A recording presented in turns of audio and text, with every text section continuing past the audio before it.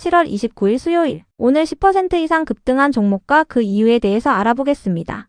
오늘 장은 오후 4시 키움증권 기준으로 코스피 지수는 5.98% 하락한 5,663.24포인트로 마감했습니다.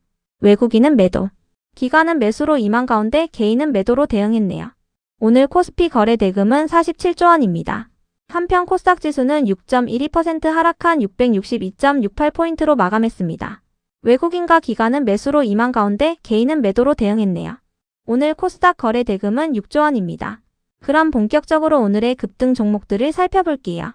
오늘 10% 이상 급등한 종목은 총 14종목으로 코스피에서는 빵 종목, 코스닥에서는 14종목이 나왔습니다.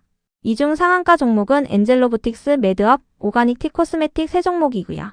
오늘 하한가 종목은 형제-INC, 아우딘퓨처스, NCN, SKD&D 4종목입니다. 총 14개의 급등 종목들을 한데 모아서 테마별로 묶어보니 2개 테마로 나눠볼 수 있었어요. 그 외 나머지는 개별 이슈로 오른 종목들인데요. 먼저 1번 로봇 테마입니다. 어젯밤 미국장은 3대 지수가 혼조세로 마감했습니다. 반도체 관련주들이 하락세를 이어오면서 나스닥 지수는 하락세를 보인 반면에 중동 지역의 긴장감이 완화되면서 다우지수와 S&P 지수는 상승세로 마감했는데요.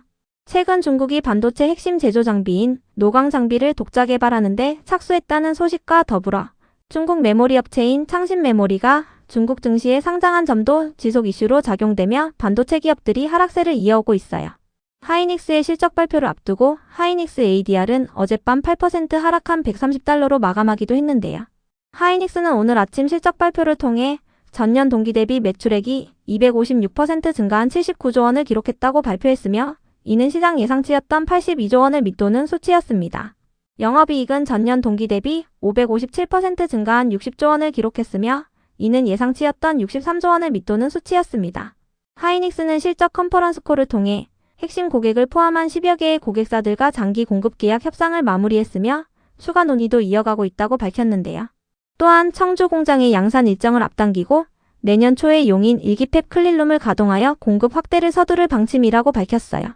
다만 투자자들은 하이닉스가 실적 컨퍼런스콜을 통해 주주환원 정책과 더불어 미국 ADR과 본주 간의 전환 방식과 시기 등에 대해서도 구체적인 답변을 해주길 바랬었는데요.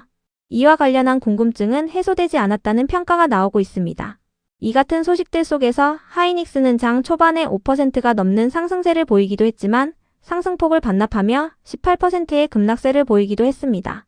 또한 오후장에서 저가 매수세가 유입되며 종가는 9%의 하락세로 마감하는 등 강한 변동성을 보였습니다. 그 밖에도 오늘 반도체 테마와 관련해서는 중국이 자체 개발한다고 밝힌 노광 장비가 업계 1위인 ASML의 기술 수준을 따라가려면 수년이 걸릴 것이라는 전망이 나왔는데요.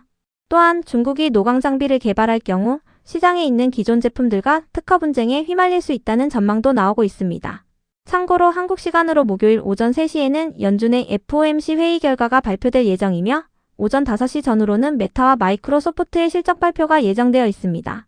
또한 삼성전기도 내일 2분기 실적을 발표할 예정이니 체크해주세요. 이 같은 소식들 속에서 오늘 국내 증시가 큰 변동성을 보인 가운데 로봇 관련주들이 상승하는 모습이 나왔는데요. 미국이 국가안보를 위해 외국산 로봇 수입을 금지하는 조치를 발표했기 때문이에요. 해당 조치는 사실상 중국을 겨냥한 것으로 알려졌으며 이로 인해 국내 로봇 기업들이 반사 수혜를 입을 것이라는 기대감이 나오고 있습니다. 그 밖에도 최근 삼성전자가 로봇 사업을 본격적으로 육성한다고 전해진 가운데 로봇 기업을 추가로 인수할 수 있다는 기대감이 이어지고 있는 것으로 파악됩니다. 이 중에서도 엔젤로보틱스는 LG전자가 지분을 보유한 웨어러블 로봇 기업인데요. 웨어러블 로봇이란 사람이 옷처럼 착용하여 부족한 근력을 보조하고 신체적인 한계를 극복하거나 이동을 돕는 로봇 장치를 의미합니다. 엔젤로보틱스는 오늘 언론을 통해 피지컬 AI용 액추에이터 모듈인 팩트를 공개하면서 상한가로 마감했는데요. 해당 제품은 웨어러블 로봇을 개발하는 과정에서 축적한 기술로 만든 모듈형 제품으로 필요한 기업들이 가져다가 연결하면 시스템이 작동하도록 설계된 방식입니다. 이를 통해 국내 로봇 기업들의 제품 개발 기간을 줄이고 산업 생태계를 확대하는 데 기여하겠다고 밝혔습니다. 다음은 이번 시가총액 테마입니다. 거래소가 시가총액 미달 기업들을 상장 폐지하는 제도를 강화한 가운데 이번 달부터 코스피 종목은 300억 원, 코스닥 종목은 200억 원을 미달할 경우 상장 폐지 위험 구간에 들어가게 되는데요. 이에 시가총액이 적은 기업들이 테마성을 띠며 강세를 보이고 있는 것으로 추정됩니다. 이 중에서도 오가닉 티 코스메틱은 화장품 관련주로 부각되며 상승했다는 분석이 있었는데요. 이 대통령이 브라질에서 열린 비즈니스 행사에 참가하여 핵심 광물과 화장품 그리고 차세대 민항기 분야에서 브라질과 협력할 수 있을 것으로 기대된다고 밝혔기 때문이에요. 이와 함께 화장품 기업들의 2분기 실적 기대감이 이어지면서 화장품 기업들 일부가 상승세를 보인 것으로 파악됩니다. 그 외 나머지는 개별 이슈로 오른 종목들입니다.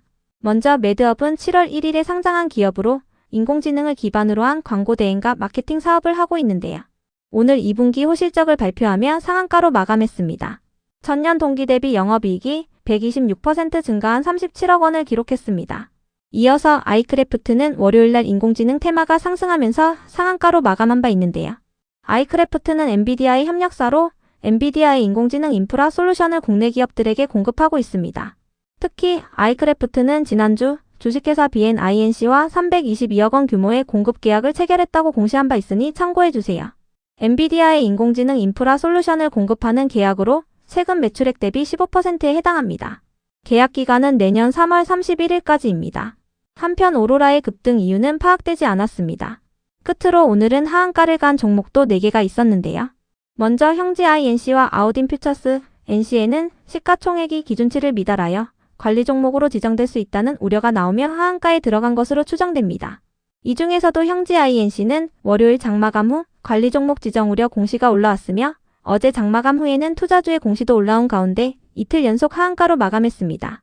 참고로 NC에는 어제 실적 발표를 통해 전년 동기 대비 영업이익이 흑자 전환한 6억 원을 기록했다고 발표하며 상한가로 마감한 바 있는데요.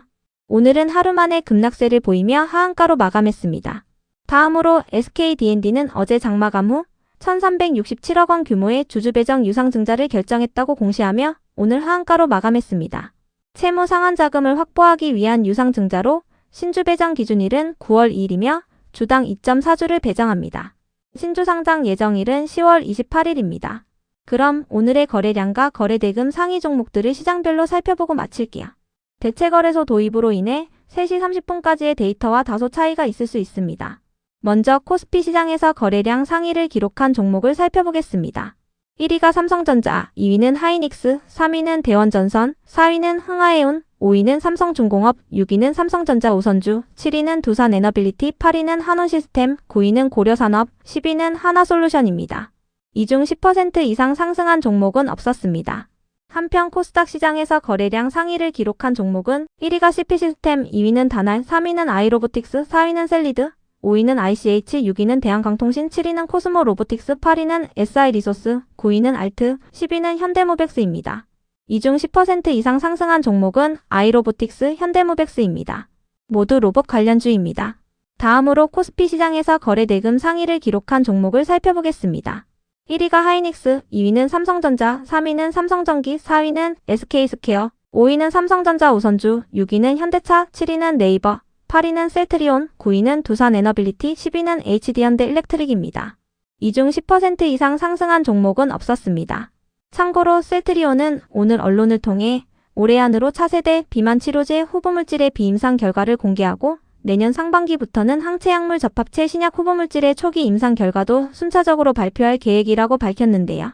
특히 11월에 학회를 통해 사중작용 비만 치료제 후보물질에 대한 성과를 공개할 예정이라고 전해지면서 기대감을 입으며 상승세를 보였습니다. 한편 HD현대일렉트릭은 어제 장마감 후 2분기 실적을 발표했는데요. 전년 동기 대비 영업이익이 37% 증가한 2,870억 원을 기록했으며 이는 시장 예상치였던 2,841억 원에 부합하는 수치였어요. 다만 LS증권은 리포트를 통해 HD현대일렉트릭의 증설 강도가 경쟁사 대비 아쉬운 수준이며 작년부터 수익성이 둔화되고 있다고 분석했는데요. 이 같은 분석을 토대로 HD현대일렉트릭에 대한 목표 주가를 151만원에서 122만원으로 하향했습니다. HD현대일렉트릭의 오늘 정규장 종가는 58만 6천원입니다. 이 같은 분석에 HD현대일렉트릭이 급락했고 전력설비 기업들이 동반 하락세를 보였으니 참고해주세요. 한편 코스닥 시장에서 거래대금 상위를 기록한 종목은 1위가 SPG, 2위는 주성엔지니어링, 3위는 레인보우 로보틱스, 4위는 파마리서치, 5위는 알테오젠, 6위는 현대모백스, 7위는 제주반도체, 8위는 코스모로보틱스, 9위는 원익 IPS, 10위는 에코프로입니다. 이 중 10% 이상 상승한 종목은 SPG, 현대모백스입니다. 모두 로봇 관련주입니다.